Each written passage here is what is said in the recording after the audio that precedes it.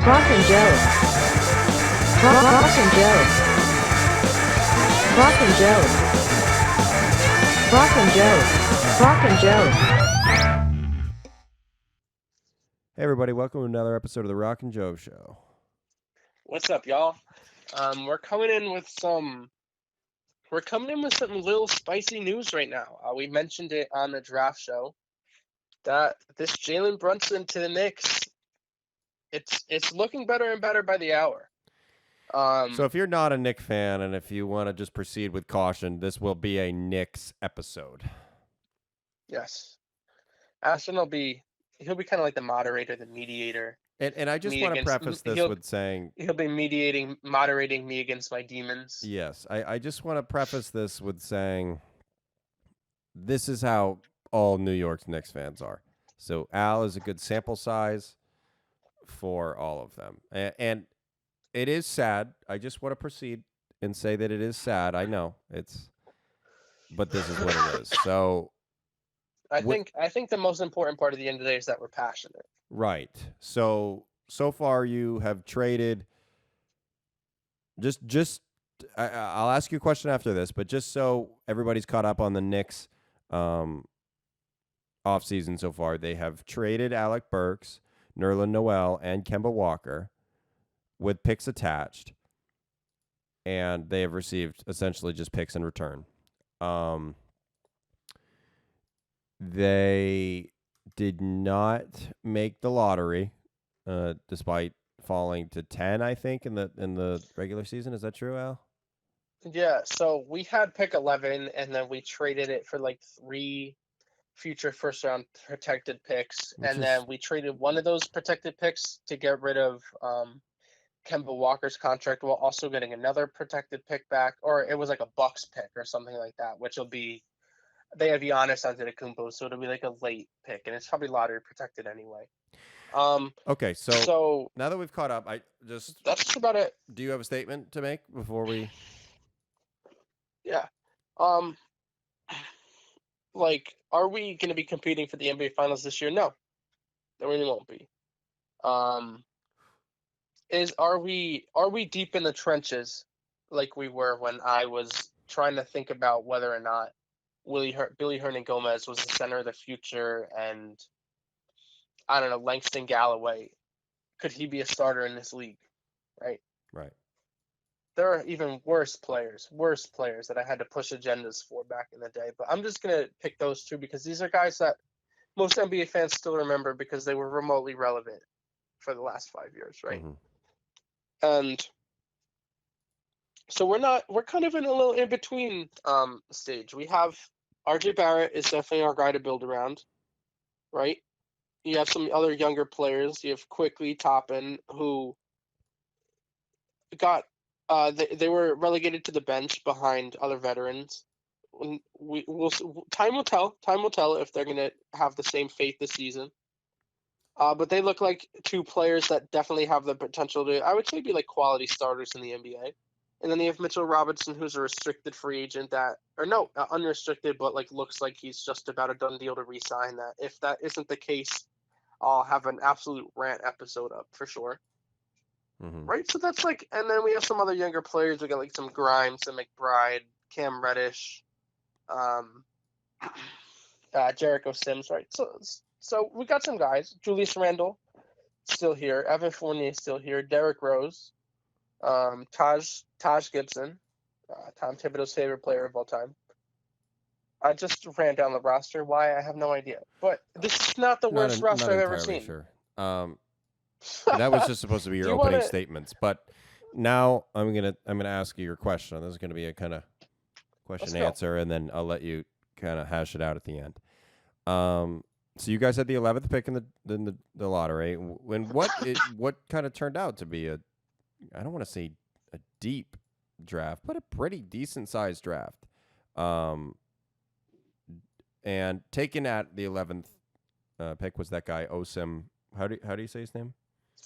Ousmane Dieng. Yeah. So obviously a lot of potential there. Would you rather have had that pick just right off the bat?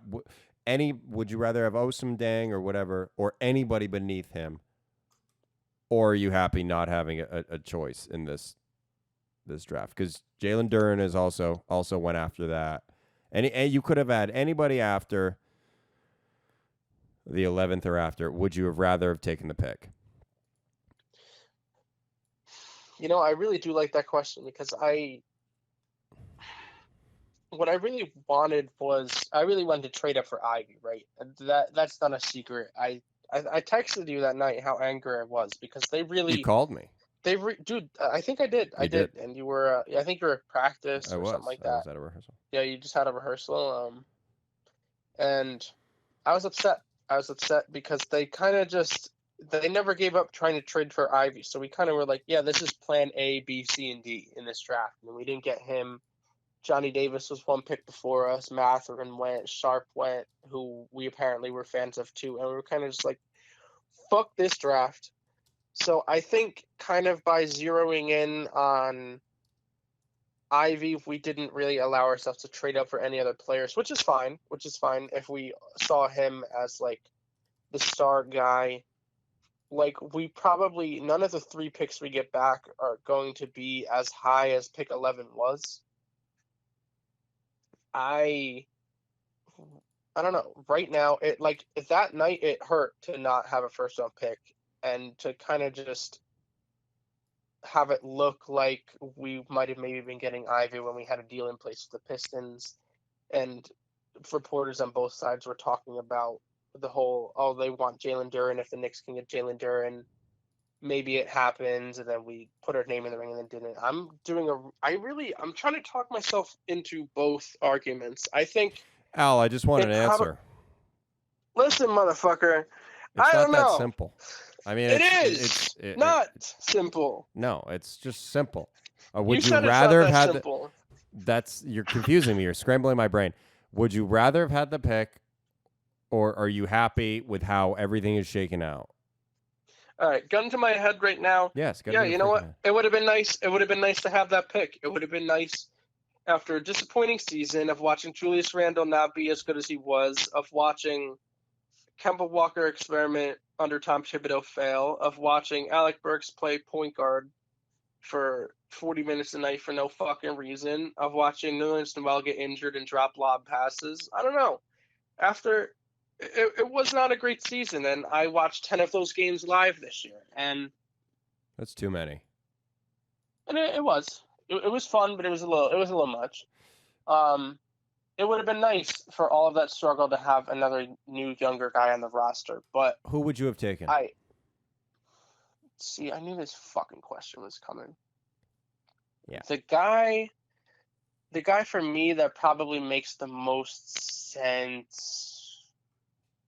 I don't know, because none of the guys to me were really like worth the number 11 pick that were left. Johnny Davis was the last guy that I was like, all right, bet.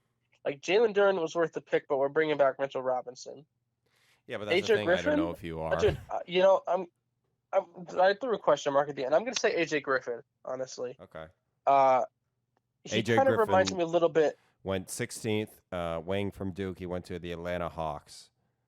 Yeah, I'm a little upset about that. Like, that was a great draft pick at 16. 10 points per game, 48% from 3 on 120 3-point attempts. Great shooter, like very athletic. He kind of reminds me of Cam Reddish, honestly. So I feel like that's probably why, like, the two could have been redundant. Agbaji would have made sense too, with our roster. But where we were, it was kind of like that top 2 tiers of players were gone. So it is what it is. Really, time will tell. Like, if we don't use these picks to get a legitimate asset, a legitimate good player in a trade, then honestly, like, this was kind of a little bit of a disaster because we sped up our timeline a little bit by not thinking that we needed to draft a player in the first round this year. Yeah, if I'm going to be honest with you. Oh, absolutely. It was quite cocky. I'm kind of at this point just coping with that and living with it. So I just want to talk next about the Knicks, as I said earlier, trading Alec Burks, Nerlens Noel, and Kemba Walker. Was that all to the Pistons? Yeah, dude, they're all on the Pistons right and now, and living it up. and a protected first round pick and whatever to make room for Brunson, who we will get to soon. But as I said, they were all signed last offseason and all offloaded, all experiments, and all failed. Do you think that that was mismanaged, or do you think that this was just kind of part of the plan?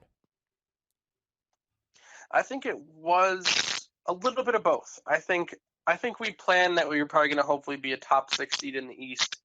Kemba was going to work out playing for his hometown team. I mean, Evan was kind of what we expected, but that maybe offensively he would send our team to another level. And it didn't work out. So I think it wasn't a part of a plan, but I also think a part of the plan itself was that these contracts would be movable. I mean, Alec Burks was given a 2+1 contract, so it's essentially expiring. So the Pistons have that for 1 year. Same exact thing with Nerlens Noel. And then Kemba Walker was a 2-year deal. So right now it's just a straight up 1 year left on the deal. So they're all expiring deals, and the Pistons aren't going to be playing for the playoffs. So they have literally no problem just taking these contracts. So the Knicks can kind of reshuffle their plan around free agency or maybe even the trade market this year. So I think part of the plan last year was that we were kind of like we took a swing on high upside guys, especially with Kemba. And if it didn't work out, then we're kind of right back here, and it is what it is, and we still have the younger building blocks on this team. So it's okay. It's okay. Okay. Um, yeah, you'll free up about, I don't know, maybe 43 million or something in letting those guys walk. Uh, over the next whatever. The Knicks still are pretty high, as far as the salary cap.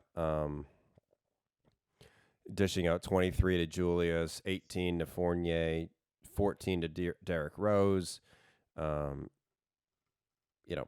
That's going to be a multi-year commitment. I don't know. Do you intend to move off of any of the people that I just said out of your highest cap accolades? I'll read them again. So you got Julius Randle, Fournier, Derrick Rose, who has a team option next year, and R.J. Barrett, who's making $10 million, who is entering into an extension year, I believe, because his Yeah. restricted free agency is in 2023. So, out of Mhm. those 4 players, are you moving anybody, or are you keeping the team how it is? I mean, RJ Barrett's not going anywhere. We'll probably sign him to at least a $120 million extension, which is cool with me. Julius Randle, I think it really all depends if we can get value for him. Like if say we like swing for the fences, right? Say we're like, all right, Donovan Mitchell's from New York, like we're just gonna go all in, trade like 4 first-round picks, and you like throw Julius in there because you hope if you're the Jazz that like he can play really well, net you maybe 2 first-round picks or something the year after that, and then you fully start another rebuild, right? So I think only if you can get value for him, but if not, dude, like if you're gonna be trading him for like a Jeremy Grant, Christian Wood type package, where it's like 1 late first and you call it a day, like yeah, it does free up some playing time for Obi Toppin, but in the long run, it's kind of a bad use of assets. Evan Fournier, I think the Knicks probably would trade if it didn't if it involved like getting something neutral or better back, like to a team that actually wanted him. And Derrick Rose, I believe, is going to be there because Tom Thibodeau is the coach, A, and B, because he's coming off that injury season where he won't have as much value for $14 million as he did the year before.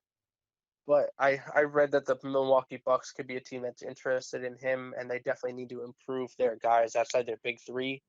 So maybe we might be able to net like a first-round pick for Derrick Rose, and in that case, we might do it if we want to free up more money. But I think one of those 3 guys is probably going to get traded by this time next year, or by whatever July 1st next year. Yeah, it's kind of tough. New York Knicks are 18th in salary cap, but this is not necessarily a great year for that. Their free agency is not as impressive as it has been in the past years, or even will be next year. So Is this another down year for you? Are you saving your money for next year's free agency? That will be a little bit more enticing.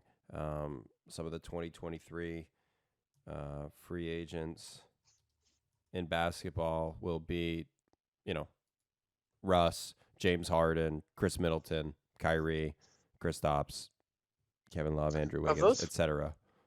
of those guys you named, like maybe one of them was enticing.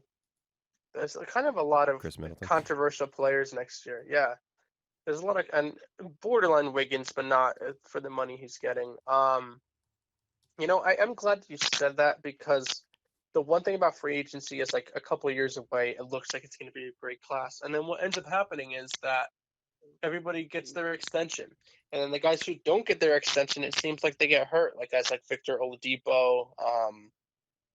I don't know. I'm sorry, Oladipo. You were just the first guy I thought of, and I thought I had more on the tip of my tongue. But there definitely have to be more. Um, but and even to an extent, kind of Porzingis, his value. I mean, we saw what he was traded for. So it's kind of like some of these guys are going to lose value, and then the free agency class isn't what it looks like. But even more importantly, this offseason, we're likely to extend Mitchell Robinson, and we're likely to extend RJ Barrett. So in order for that to happen, or as a consequence of that happening, next year we're probably going to be over the cap, right? Because Julius Randle's making like between 25 and 30 or something like that. RJ Barrett will be making that same money. Jalen Brunson will be making that same money. Mitch might be making like 12 to 15. Evan Fournier, Derrick Rose, like these are all like respectable sized contracts. Like Rose could come off the books and then Fournier could be tradable because he has 1 year left. But there's a good chance he'll be over the cap next year and won't be able to sign any of these guys. So it's kind of like right now the cap space that you have is an asset. So it's like you can either do what we did last year and bring back Burks, bring back Noel, sign Fournier, bring back Rose, like whatever, something like that. Or we kind of take a swing on a player who's pretty good. And right now it's shaping up to probably be Jalen Brunson. Uh, Off the dome, do I think he's worth north of $25 million a year? No, I don't. The number that you mentioned that I saw that report as well is that it could be 4 years, 110. Definitely a little bit of an overpay. I'm not gonna sit here, like I'm. Well, you've jumped the gun here. Go ahead. You've segued yourself in. Fucking hell. I know. Fucking you hell. kind of blew your load, but there's no, that's okay. Go ahead. There's a little tact to reword it. So what I was going to ask is after, we talked about all your open cap space, it was going to be kind of a nice segue, but after you've shot it in the foot, I mean, Jalen Brunson at 110, just a quick little story here, a little anecdote, if you will. When you were at my house with your brother, Joe, who's a Dallas Mavericks fan, a couple weeks ago when we did the live show. If you haven't listened to that, everybody go listen.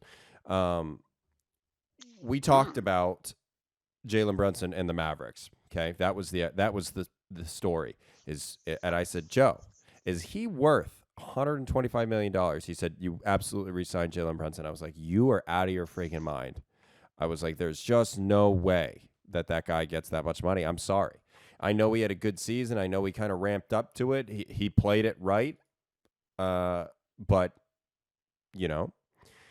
I didn't think he was worth it. Now that we're talking about the Knicks signing him, he would effectively be, like you said, $25 million. I mean, he's probably going to be your highest paid player. I haven't looked at the numbers. I don't know if that's more than, it might be a little less than Julius, but like same ballpark. Well, 110 over 4 years is 27.5. And what is Julius? And Julius is at 23 right now. Is that for next year? That is for 2022-23 season. Wow. So Jalen Brunson would be your highest paid player by $4 million. Okay. What are your thoughts? So my thoughts are that if you look at this expected salary, so it'll be on average $27.5 million. That does look like a lot, but the salary cap does keep going up every year. And in 2025, they're doing a new TV deal, so that means the salary cap is only going to keep going up. So that might end up being market. That might even end up being like, if Brunson gives you 4 years of what he did in the playoffs this year, like that's a good contract. Like Brunson definitely could have another level that he gets to, and that contract at $27.5 million is he'd be the 14th highest paid point guard. And so if you kind of think about it that way, that kind of is market value. To me, my comparison for Brunson is that I've kind of seen him as like a lefty Fred VanVleet, like that type of player. Like he won't be a superstar, but VanVleet made the All-Star team this year. And he was the point guard when they won the NBA Finals. Again, not insinuating anything with that, but I definitely see Jalen Brunson as a winning player. Who are you saying? I'm sorry. Brunson. No, before. VanVleet. Okay, VanVleet. Sorry. Sorry, I didn't know if you thought I said like Prime Lowry or like Chris Paul or something. No, but I think he's absolutely like that level player. I think Fred VanVleet got either 24 million or 28 million. So it's kind of like, and for Brunson, you kind of have to steal him away from another team. So you might throw a couple more million a year, like whatever, like 2 more million. But I think another thing that our team has always lacked for as long as you've known me, even longer than that, borderline as long as I've been watching basketball, the Knicks haven't had a fucking point guard. So if Jalen Brunson can come in here and be a legitimate winning point guard and set up the rest of the offense for guys like RJ Barrett, Julius Randle, like maybe there's something else that's unlocked there that those guys can be more efficient. Maybe having maybe you can play Julius Randle as the roll man in a pick and roll, and that ends up being something dangerous if Tom Thibodeau really, really is trying to be feisty. There's definitely upside to be had with Jalen Brunson. And then 2 years from now, if it doesn't work out and we kind of got to move pieces around or make another swing for like a bigger star player type deal, Jalen Brunson should definitely be movable. No, it's not like we're signing a scrub. Like we will be overpaying a little bit, but this is cap space that it's use it or lose it. Let's be honest here, dude. It's dining dollars at the end of the semester and only 100 carryover, and you got like 150 left. So you're going on that fucking C-store run. You're buying out some Ben and Jerry's that you're gonna put in the cooler and bring home for the holidays. That's what's happening right now. So Jalen Brunson is Ben and Jerry's that we're bringing home, that we're throwing in a cooler and bringing them home. And you never know, dude. That the pumpkin cheesecake, like you might open that shit up in fucking your trip home on February, and you're like, oh my god, it's not pumpkin season anymore, but this is what hit. That could be what Jalen Brunson is, and it's not like, I mean, remember the last time that we had the big free agency hopes was like, oh, we might get KD and Kyrie. This is a completely different scenario. And that other scenario, as we saw, I mean, unless they work some miracles this year so far, has been a fucking disaster. So we'll see what happens. Here's a couple of my thoughts. And I had actually not realized that you guys didn't pay Dennis Smith Jr. I thought you guys paid him a good amount. But you did not. No. Here's my thing. You remember, of course, Bismack Biyombo. The tale of Bismack Biyombo. Of course, you remember. So for those that don't remember, Bismack Biyombo had some, I don't know, great couple games in the playoffs while Toronto was losing to LeBron one of those years, and he got a big contract from the Magic. I'm talking like $17 million a year, big contract. So, and then he immediately disappeared off the face of the earth. I'm not saying that that's necessarily. And they had Vucevic. So I'm not necessarily saying that that's the situation that's going to happen. But I will just say that I don't believe in Brunson. I don't think that it's going to be an easily movable contract. I do think he's going to kind of be like, I think you are buying him high right now. For sure. And that's a very Knicks thing to do. You know, he is a lefty, so I mean, there is value in that. But he's kind of undersized, right? Do we have his stats?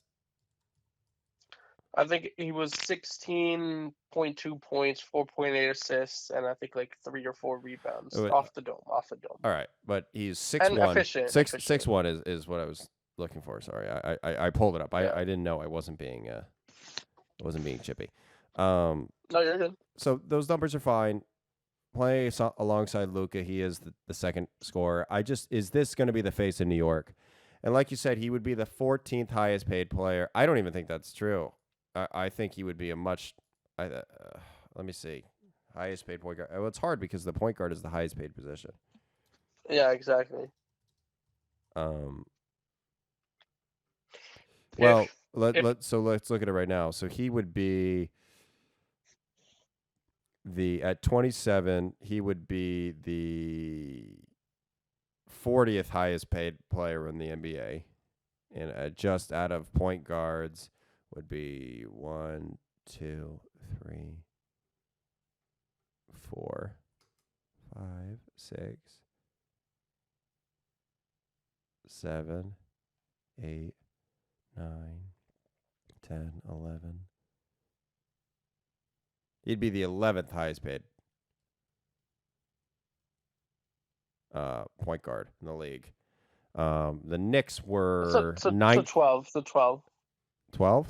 Did I miss somebody? Like if you named 11 guys, then he'd be 12. Sure. But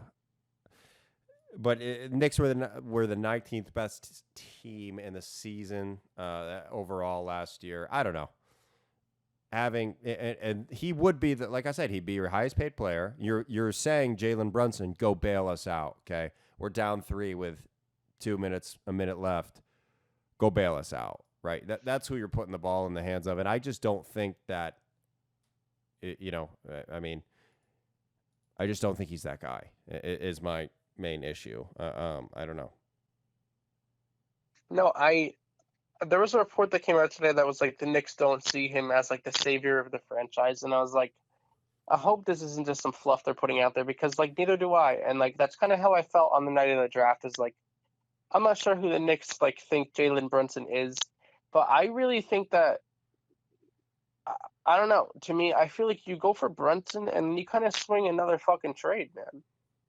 Like you go for Brunson and then you swing for another guy. Like you don't just run it back and then you cut like two. Yeah. You cut loose 2 role players. You run it back with Brunson with the team we had last year. Like that's. Well, my issue is you're right now going after a big swing of free agency. I mean, you're going to give this guy almost $30 million to be the second or third best player on your team. Ideally, because if you're trying to make it to the championship, he's the third best player on your team. Yeah, for sure. You are 1 and 2 are RJ and Julius. Sure.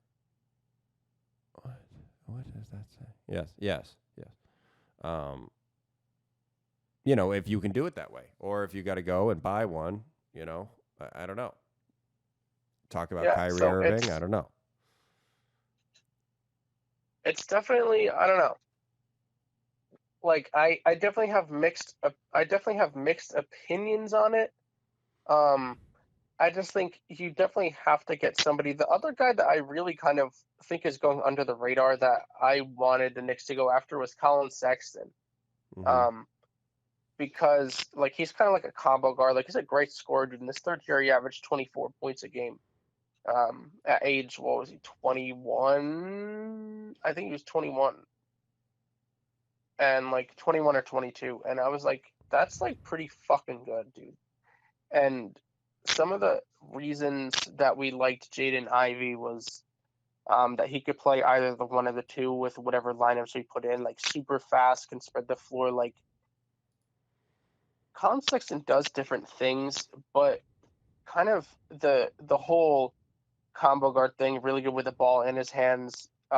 Could be good without because he could spot up, shoot, like microwave scorer, like decent enough passer. That's kind of like how I felt about both guys. And I'm like, he might be gettable for not that much. Like he'll be getting maybe like $20 million, and like Colin Sexton on $20 million is definitely a better deal than Jalen Brunson on $27 million. You know what I mean? Mm-hmm. And like it's like with Brunson, it's like yeah, he probably has a higher floor because Sexton's coming off an injury, and like he might be too, like he could be a little bit ball hoggy. Like that's definitely some of his tendencies, right? So like you don't know how that whole fit is going to be. So it's like the floor for a guy like Brunson is going to be higher, but the ceiling if you get Sexton going forward, like he could almost be like a co-star, like him and RJ or top two scorers. Like that's pretty damn good if it does end up working out. Is And RJ it would be on less money. though going to be your best player? Is that I what mean, you're? that's the thing is like you kind of look at our roster, and that's like that's what it is, dude. That's what it's showing Like you. exactly, and that's kind of what you have to put your faith into. And I mean, what he did between January and April, he averaged like 20. It was I think like 24.6 rebounds, 4 assists on. I want to say it was like 38% from three, something like that. And that was the best extended stretch of basketball that we saw from RJ. I mean, like if he can do that for an entire season, I mean, like that's definitely nothing to scoff at. Like he'll be on the All-Star team without a doubt in my mind. Like that's like legitimate shit right there. And it's kind of just like you hope he can do that for a whole season and then grow from there. But I mean, he definitely is sometimes inconsistent. For some, like he does take difficult shots at the rim, so you want his finishing ability to get better. You want as a shooter in his second year is 40% from three, which is awesome. And then last year he dropped down. I think he was only 37% from three, which is fine. But you kind of want that number to get back up around 40 for him to be a legitimate threat. And then, I mean, averaging between 3 or 4 assists is like fine, but you want him, if he's going to be the best player in your team, to make other guys around him better. So hopefully he has that in him as well. But like the path to getting a better player than him is very difficult.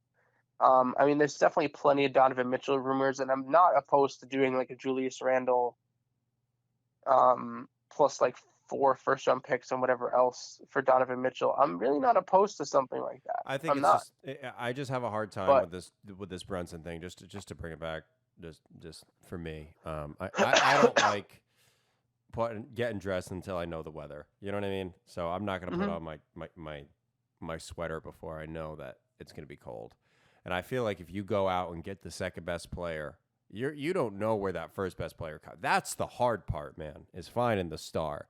Is asking RJ Barrett, okay, you have to be better than this guy that we just paid almost $30 million to. And where is that development going to come from if Jalen's like, man, I'm taking all this heat. I'm getting paid $30 million. Like, this is my fucking team.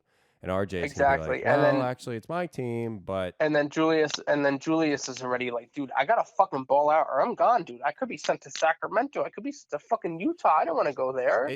Fuck that. Exactly. And it always has been, once you leave the Knicks, you're kind of done. You know what I mean? Like, you're kind of washed. Like say what you will. It's kind of true, dude. Like I think of the Knicks not as, because they always say that about the Patriots, like, oh, if the Patriots cut them, then you probably stay away. But I look at the Knicks, and take no offense to this, as the last, as the rock bottom, right? You go, you play in a Knicks jersey, and if it doesn't work out, like Kemba, it's like, all right, you might as well just fucking retire. yeah, it's like he's gonna try to bring the six man ring chase for a couple of years and then call it. Like even like other stars like Carmelo Anthony, he left the Knicks and he never was that same level like star or player. Stephon Marbury back in the day. Yep. Yeah, I mean JR won a ring, but he never won like a 6th man of the year, 18 points a game. He never really did that again. Amari Stoudemire, dude, once he was done with us, dude, he was signing vet minimums to try to ring chase. Yep. Yeah, I really you can't. guys just have that effect. I don't know. Like once there's like a guy, I even. Can't, oh God, I can't disagree. I mean, Derrick Rose might be the sole guy I can think of, but he really had to he was done, dude. He was another player on that list, and then he went to Minnesota, and with Tibbs, he kind of revitalized that. So Yeah. I don't know, dude. It's like I agree, at least to like at least to an extent, what you're saying about the whole Brunson thing. I think it's just that you have to use this cap space this year because you're not going to have it next year, and then it's just going to be gone.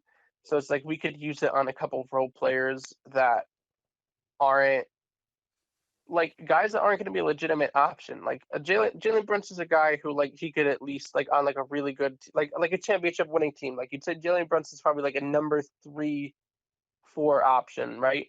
Mm-hmm. Like Andrew Wiggins, like whatever. He was probably like the number 3 option, but then Draymond's there. Like you'd say he's like the 4th best player. I mean, Jalen Brunson's kind of like that level of player, right? Yeah, I think so. So you're kind of So you're kind of just like. But you don't have the 1 or 2, and that's that was what I was.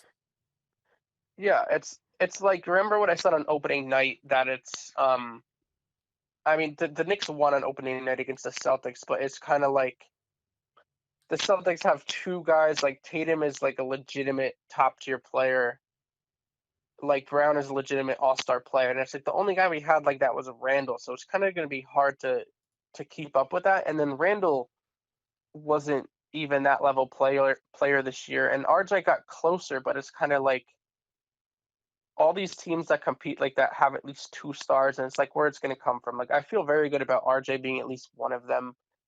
But that's why I was saying about Sexton, is that like he has the potential to kind of get up there. Like you need at least 2 like all-star caliber players, or you're not going to win shit, dude. Like unless like if RJ breaks out, like wins most improved, like becomes, I don't know, in like a year or 2 like a top 15 level player, that's like a different story. But even then, so like maybe a player like that could carry to the playoffs on his own. But it's kind of like, to really do something meaningful, you need at least 2 all-star level players. So I don't know. I think that's why we did the whole first round pick fucking trade, to try to just get more assets and then use those to try to get a bigger fish. But I mean, ultimately time's going to tell, because if that doesn't happen, and then either Jang or Duran or one of the other guys we could have gotten turn into a star behind that pick, like the guys in the front office are going to lose their job if Brunson ends up fading out, or if we do all this shit and Brunson ends up spurning us to go back and play with Luka, and we end up with more shitty role players. Like, then that's just what's going to happen. But so, I mean, right now we're kind of just like, yeah, we'll get Jalen Brunson, and then hopefully we're flexible for the future. We can try to fucking swing and trade for another guy and see what we can do. He's a really expensive stopgap that could turn into something more. Yes, that's well. Breaking news. That is. We'll wrap it there, if you're okay with that. Yeah, I got nothing really else to. You got it. Get off my chest. We probably even went over, bro. We probably even went over. We did, but you know what? You were passionate, so so it is. Thank you everybody for listening to this Knicks rant. And hopefully in a few months we look back on this very fondly and we laugh about it, and the Knicks are the number 1 seed, and we do a little Knicks Celtics playoff series preview. Yeah, of course we don't want the Knicks to be the 1st seed. I mean, honestly, yeah, we do, because we'll freaking roll you right through the playoffs. So yeah, go ahead. Fuck Boston. All right, everybody, thanks for listening. Have a good one, guys. Brock and Jouv. Brock and Jouv. Brock and Jouv. Brock and Jouv. Brock and Jouv.